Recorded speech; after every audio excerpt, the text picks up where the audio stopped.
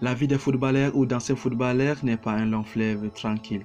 Enrichi par une carrière de joueurs professionnels, ces stars du ballon rond ont tout perdu, souvent à cause d'addiction ou à cause de divorce.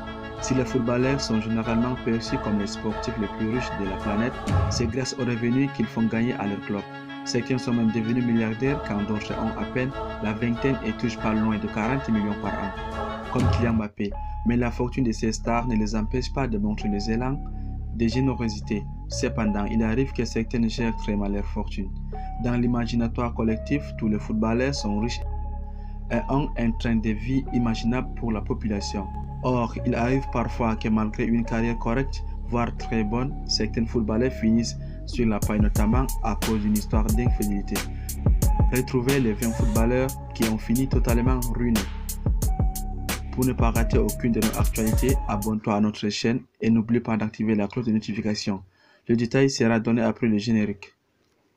Si vous êtes prêts, on commence.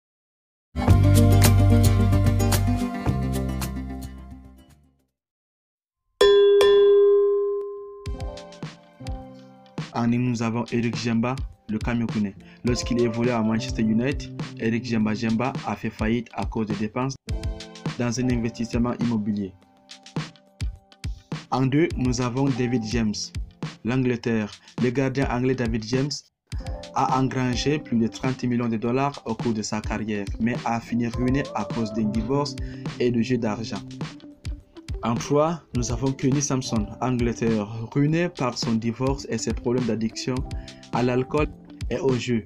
Kenny Samson a fini dans la rue. En 4, nous avons George Best, Angleterre, le légendaire joueur de Manchester United, George Best, très connu pour son niveau et surtout ses citations légendaires, a tout perdu en jouant des jeux d'argent, en sombrant dans l'alcool et en achetant des voitures de luxe.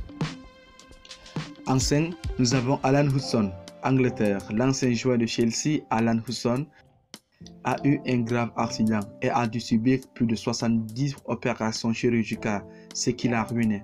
En 6, nous avons John Carreyrou, norvégien. L'ancien attaquant de LOL, John Carreyrou, a été déclaré en faillite en 2012 alors qu'il évoluait à West Ham. Heureusement, cela s'est arrangé par la suite. En 7, nous avons Paul Gascoigne, toujours en Angleterre.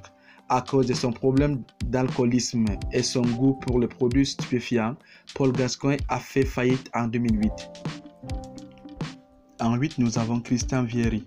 L'ancien star italien Christian Vieri a tout perdu en faisant de mauvais choix avec sa société immobilière, mais également en jouant au poker, quand on sait qu'il a attaqué l'Inter Milan pour espionnage. Paul Merson, Angleterre. Toxicomane, l'ancien star anglaise Paul Merson a tout dépensé en alcool et drogue jusqu'à finir sans abri. Jon Arne Riise, Norvège.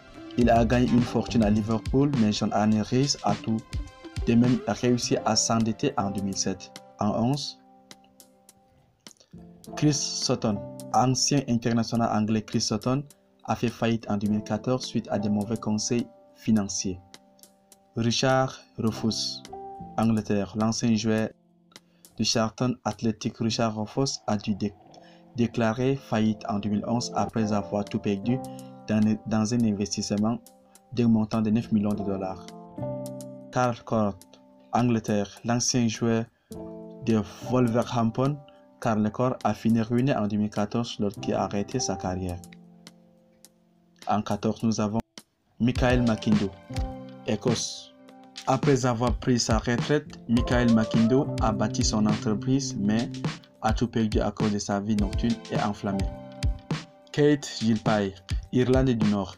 À 38 ans, Kate Gilpay a tout perdu, également à cause de sa dépendance au jeu. Ronaldinho, le Brésilien. Ronaldinho était la poésie en mouvement sur le terrain de football et a connu un succès incroyable tant en club qu'en sélection, mais n'était pas très discipliné en dehors du terrain avec un style de vie très extravagant.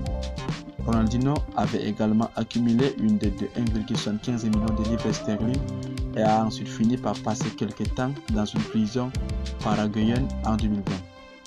Enfin, nous avons Celestine Babayaro, nigérian. L'ancien joueur à Newcastle Celestine Babayaro a fait faillite en 2011 étant dans l'impossibilité de couvrir les frais engagés dans l'investissement d'une maison. Merci d'avoir été attentif à cette vidéo. Si tu as découvert la chaîne pour la première fois, abonne-toi à la page et à bientôt pour une nouvelle vidéo.